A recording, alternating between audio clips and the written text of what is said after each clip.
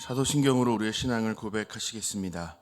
전능하사 천지를 만드신 하나님 아버지를 내가 믿사오며 그 외아들 우리 주 예수 그리스도를 믿사오니 이는 성령으로 잉태하사 동정녀 마리아에게 나시고 본디오 빌라도에게 고난을 받으사 십자가에 못 박혀 죽으시고 장사한 지 사흘 만에 죽은 자 가운데에서 다시 살아나시며 하늘에 오르사 전능하신 하나님 우편에 앉아 계시다가 저리로서 산자와 죽은 자를 심판하러 오시리라.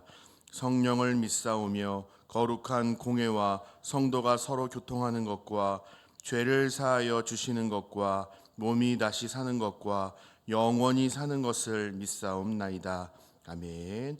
찬송가 288장 예수를 나의 구주 삼고 함께 찬송하겠습니다.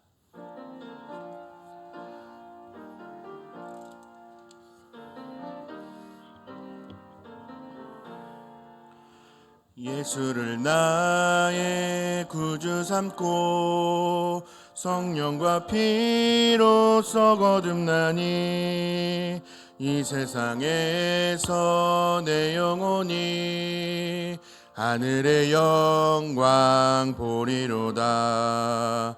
이것이 나의 간증이요 이것이 나의 찬송일세. 나 사는 동안 끊임없이 구주를 찬송하리로다. 온전히 주께 맡긴 내 영 사랑의 음성을 듣는 중에 천사들 왕래하는 것과 하늘의 영광 보리로다. 이것이 나의 간증이요 이것이 나의 찬송일세. 나 사는 동안 끊임없이 구주를 찬송하리로다. 주 안에 기쁨 누림으로 마음의 풍랑이 잔잔하니 세상과 나는 간 곳 없고 구속한 주만 보이도다. 이것이 나의 간증이요 이것이 나의 찬송일세. 나 사는 동안 끊임없이 구주를 찬송하리로다. 아멘. 아멘. 오늘 우리가 함께 나눌 말씀은 신약성경 누가복음 11장 14절부터 26절까지의 말씀입니다. 제가 가진 성경으로 신약 111면에 있는 누가복음 11장 14절부터 26절까지의 말씀입니다. 우리 한 절씩 교독하신 후에 마지막 26절은 합독하겠습니다. 제가 먼저 16절 말씀을 봉독합니다. 예수께서 한 말 못하게 하는 귀신을 쫓아내시니 귀신이 나가매 말 못하는 사람이 말하는지라 무리들이 놀랍게 여겼으나 그 중에 더러는 말하기를 그가 귀신의 왕 바알세불을 힘입어 귀신을 쫓아낸다 하고 또 더러는 예수를 시험하여 하늘로부터 오는 표적을 구하니 예수께서 그들의 생각을 아시고 이르시되 스스로 분쟁하는 나라마다 황폐하여지며 스스로 분쟁하는 집은 무너지느니라. 너희 말이 내가 바알세불을 힘입어 귀신을 쫓아낸다 하니 만일 사탄이 스스로 분쟁하면 그의 나라가 어떻게 서겠느냐. 내가 바알세불을 힘입어 귀신을 쫓아내면 너희 아들들은 누구를 힘입어 쫓아내느냐. 그러므로 그들이 너희 재판관이 되리라.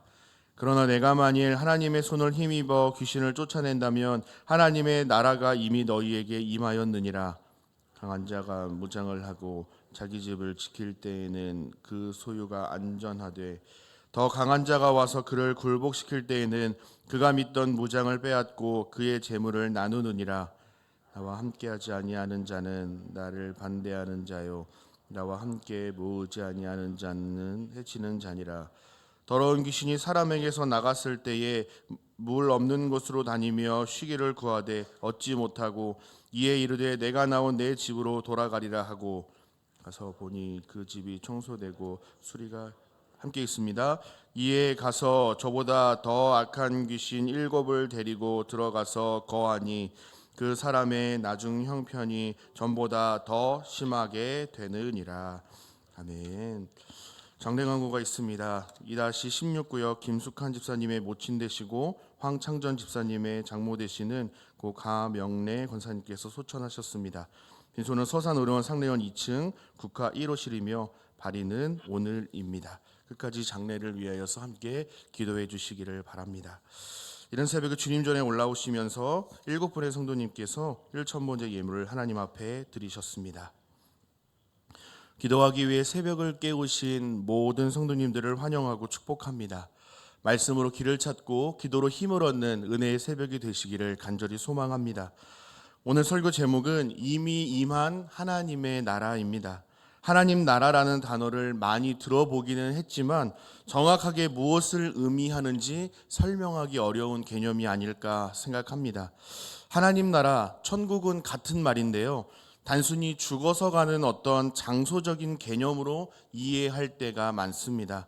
그러나 성경이 말하는 천국, 곧 하나님 나라는 가정, 교회, 직장, 캠퍼스 등 하나님께서 이 세상의 왕으로 오셔서 통치하신다라는 영역을 뜻하는 단어가 하나님 나라입니다. 오늘 본문은 하나님의 통치가 이 세상에 임했고 예수님의 축기 사역 안에서 이루어졌음을 잘 보여주고 있습니다. 예수님께서 귀신 들린 자를 고쳐주신 기적을 행하셨는데요. 14절 말씀에 이렇게 되어 있습니다. 예수께서 한 말 못하게 하는 귀신을 쫓아내시니 귀신이 나가매 말 못하는 사람이 말하는지라 무리들이 놀랍게 여기더라 그랬습니다. 많은 사람들이 귀신을 쫓은 예수님의 능력을 인정합니다. 축기는 어쩌면 주술적인 행위처럼 보이지만 예수님 당시의 축기는 메시아, 구원자만이 행하실 수 있는 놀라운 기적으로 여겨졌습니다. 그러니 무리들이 놀랄 수밖에 없었던 것이죠. 일반적으로 한 환자가 어떤 회복이나 병 고침을 받으면 어떤 반응을 보여야 맞습니까? 치료의 기적을 행하신 분, 우리는 그분을 예수님으로 믿고 있지 않습니까? 그러니까 예수님께 감사하고 병을 고침받은 환자에게 축하와 축복의 메시지를 전하고 함께 회복의 기쁨을 누리는 것이 당연할 것입니다. 그러나 문제가 생겼습니다. 그게 무엇입니까? 예수님의 능력을 의심하고 비난하는 자들이 등장한 겁니다. 15절의 당시 상황을 이렇게 기록하고 있습니다. 우리 15절 말씀을 같이 한 목소리로 읽어보도록 하겠습니다. 시작. 그 중에 덜어는 말하기를 그가 귀신의 왕 바알세불을 힘입어 귀신을 쫓아낸다 하고. 아멘. 바알세불이라는 존재가 등장을 하고 있습니다. 바알세불도 예수님처럼 귀신을 쫓아낼 능력이 있다라고 하는 걸로 봐서 심상치 않은 인물임을 우리가 알 수가 있습니다. 실제로 바알세불은 이 악한 영들을 통치하는 귀신들의 왕, 통치자였습니다. 그러니까 무리들이 생각하기를 예수님도 이 사탄과 마귀에게 속해서 사탄의 힘을 빌려서 이런 놀라운 기적을 행한다라고 판단을 했던 겁니다. 여러분도 느끼셨겠지만 기적을 행하신 예수님의 능력을 인정하고 찬송하기보다는 오히려 거세게 비난하는 모습입니다. 이어서 16절을 보니까 어떤 사람은 예수를 시험하여 하늘로부터 오는 표적을 구했다라고 말하고 있습니다. 여러분, 이 말씀이 무슨 뜻일까요? 이 놀라운 기적이 과연 하나님의 역사가 맞다면 더 큰 기적을 한번 보여봐라. 그러면 내가 믿도록 하겠다라는 겁니다. 그렇습니다. 여러분, 예수님을 둘러싸고 있는 이 무리들의 태도는 어떻습니까? 더러는 예수님의 능력을 인정하고 있지만 더러는 예수님의 축기 사건을 두고 비난하거나 조롱하거나 부정적인 평가를 하고 있습니다. 이러한 태도의 예수님은 두 가지의 이유를 들어서, 크게는 세 가지의 이유를 들어서 그들의 생각과 판단이 틀렸다라고 지적을 하십니다. 하나씩 살펴보겠습니다. 예수님의 지적 첫 번째는요, 사탄이 자신의 부대를 공격할 이유가 없다라고 말씀합니다. 18절 말씀에 따르면 만약에 예수님이 바알세불의 힘을 빌려서 귀신을 쫓아냈다고 쳐보자. 그렇다 치자. 그럼 자신이 속한 부대를 공격하거나 내전을 일으켰다라는 말인데, 그런 나라가 과연 설 수 있겠느냐라고 말씀을 하십니다. 그렇습니다. 한 나라 안에서 두 진영으로 갈려서 싸운다면 여러분, 그 나라는 어떻게 되겠습니까? 안정은커녕 쑥대밭이 될 것이 분명합니다. 학교나 교회, 직장, 가정도 마찬가지겠죠. 어떤 단체나 어떤 조직이든 공동체든 내부에서 일어나는 크고 작은 싸움에도 균열이 생기고 마침내 결국 파괴될 것입니다. 그러니까 바알세불의 힘으로 몰락의 길, 자멸의 길을 걸어갈 이유가 전혀 없다라고 말씀하시는 겁니다. 예수님의 지적 두 번째는요, 다른 유대인들이 예수님처럼 귀신을 쫓아냈다고 한다면 너희들은 어떻게 할 것이냐라고 말씀하십니다. 19절 말씀을 보시면, 내가 바알세불을 힘입어 귀신을 쫓아내면 너희 아들들은 누구를 힘입어 쫓아내느냐? 그러므로 그들이 너희 재판관이 되리라 라고 말씀하셨습니다. 이 말씀의 의미는요, 마치 이런 겁니다. 만일 예수가 바알세불의 힘을 빌려서 귀신을 쫓아냈다고 치자. 그러면 귀신을 쫓아낸 다른 유대인들도 바알세불을 힘입어서 귀신을 쫓아냈다라는 말인데, 이 말이 맞는 얘기냐라고 지금 반문하시는 겁니다. 이어서 예수님은 20절에서 하나님의 손을 힘입어 귀신을 쫓아냈다면 그것은 바로 하나님의 나라가 이미 임했다라는 사실을 보여주는 증거다라고 진리를 선언하십니다. 같은 본문을 다루고 있는 이 평행 본문인 마가복음에서는 예수님의 기적을 막아세운 사람들이 예루살렘에서 내려온 서기관들이라고 말합니다. 또 마태복음에서는 바리새인들이라고 분명하게 가리키고 있습니다. 서기관들, 바리새인들, 이들의 공통점은 무엇입니까? 당대 종교 지도자들입니다. 자타공인 하나님을 잘 안다고 말하고 하나님의 백성들을 잘 섬기는 자들입니다. 그런 그들이 왜 예수님의 기적을 반대하고 비난하는 데 앞장섰던 걸까요? 당시 종교 지도자들에게 중요했던 것은요, 내가 가진 영향력, 기득권, 사람들의 시선이었습니다. 예수님께서 행하신 놀라운 기적이 자신들의 입지, 영향력을 쥐고 흔들었던 것이죠.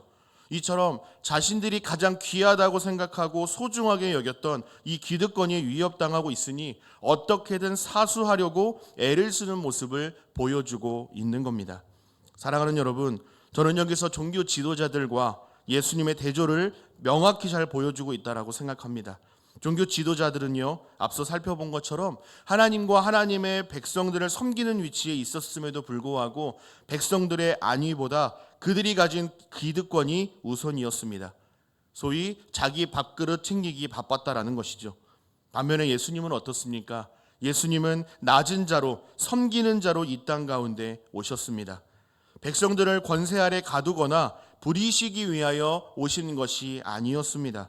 온 천하 만물을 창조하시고 다스리시고 통치하시는 창조주요 만왕의 왕이신 주님께서 인간의 몸을 입고 낮고 천한 이 땅에 오셨습니다.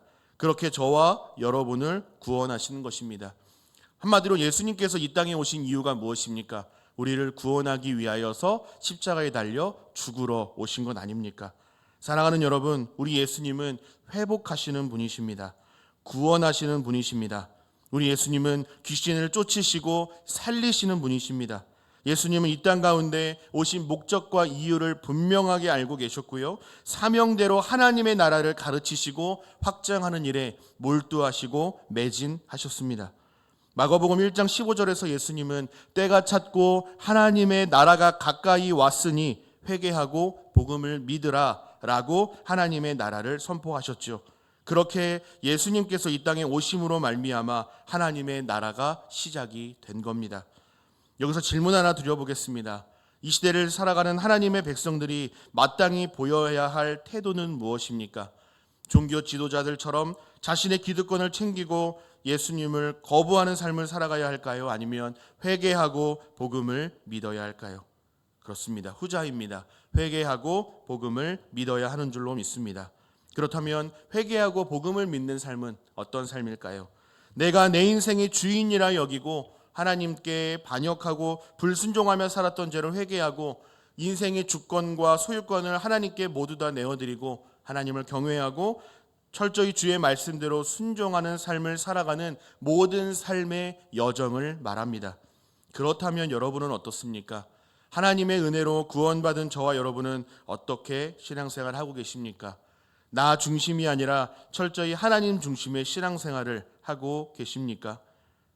여러분의 가정, 직장, 사업장, 마음의 소원과 계획, 심지어 여러분의 호흡, 생명까지 모두 하나님의 것이라 인정하며 청지기의 마음으로 하루하루를 살아가고 계십니까? 성경은 예수님의 구원과 우리를 향하신 구원 계획을 신실하게 이루어 가시는 하나님의 흔적들이 자세히 기록되어 있습니다. 다시 말해서 예수님이 우리의 구원자이심을 믿을 수 있는 증거들이 수두룩 빽빽하다라는 겁니다. 그러나 성경을 대하는 세상 사람들의 반응은 어떻습니까? 믿을 수 있는 증거들을 보고 회개하고 돌이키기보다 믿을 수 없는 것들을 주장합니다. 어떻게 죽은 사람이 다시 살아날 수가 있는가? 어떻게 남자 없이 여자 혼자 아들을 낳을 수 있는가? 돌이 떡이 되게 해봐라. 놀라운 기적을 한번 나에게 보여봐라. 그럼 내가 예수 믿고 교회 다닐게 라는 말들을 어렵지 않게 들을 수 있습니다. 여러분, 이렇게 말하는 사람들의 마음의 중심은 어떻습니까? 어떻게든 믿어보려는 마음의 중심이 아니라 어떻게든 믿지 않으려는 마음의 중심이 고스란히 담겨져 있는 겁니다. 그것이 우리의 입술로 나오는 것이죠.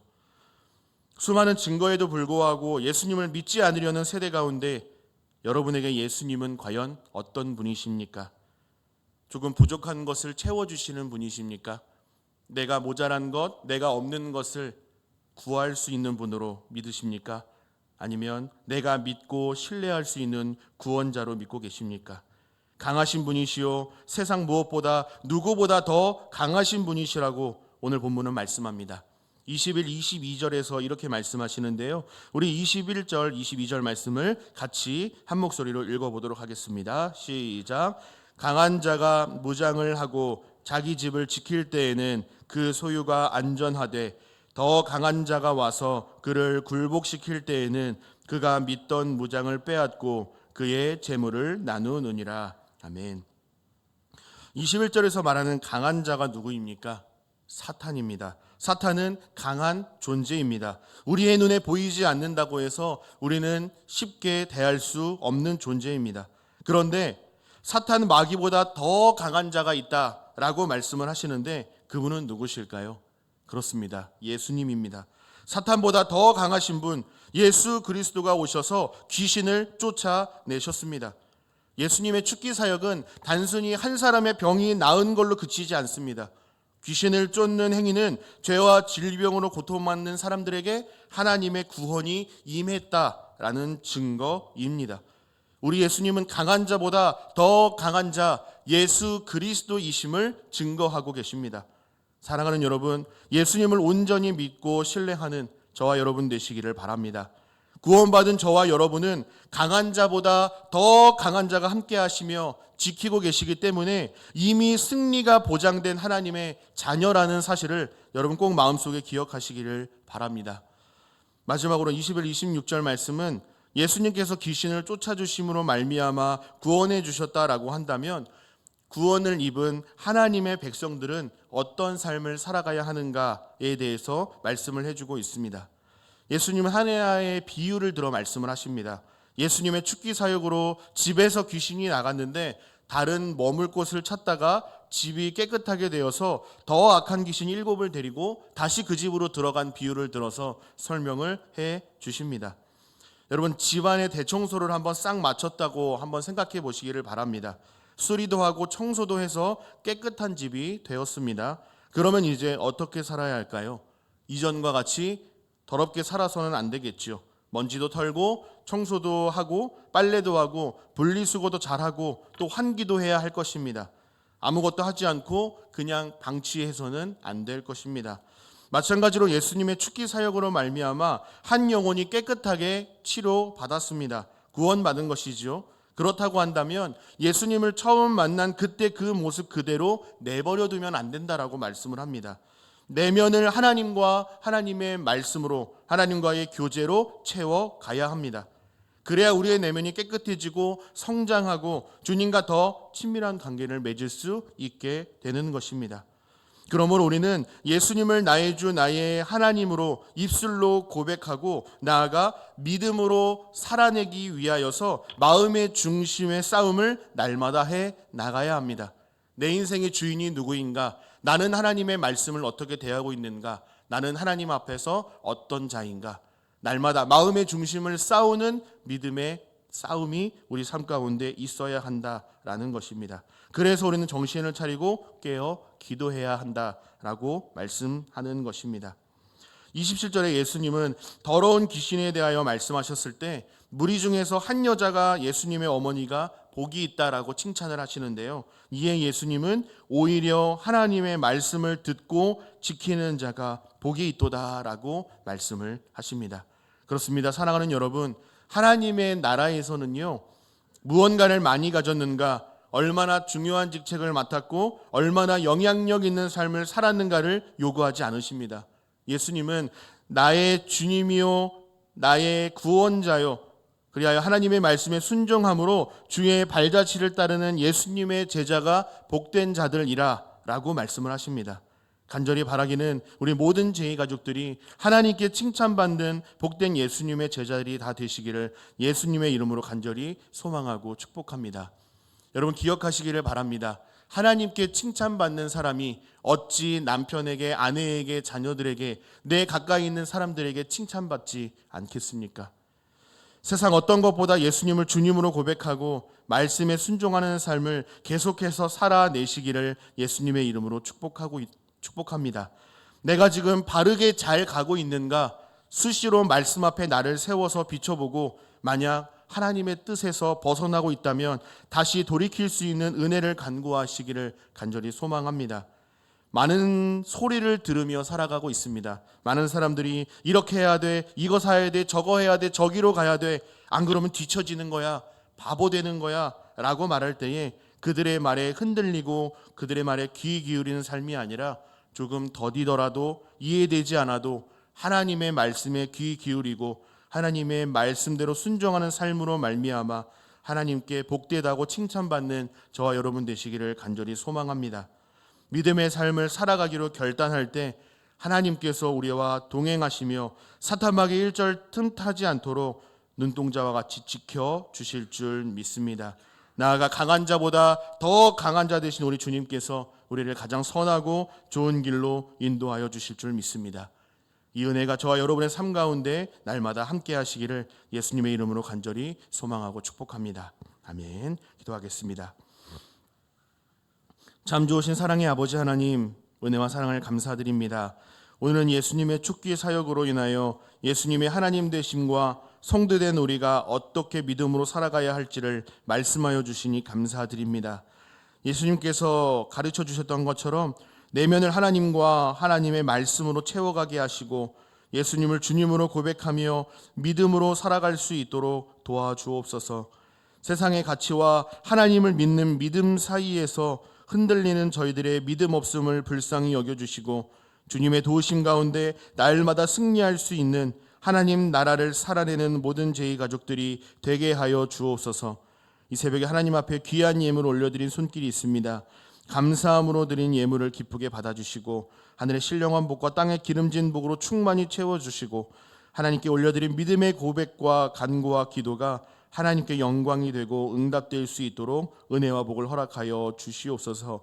이 새벽에 하나님 앞에 올려드린 모든 기도가 하나님께 상달되어서 응답되어지는 은혜가 있게 하여 주옵소서.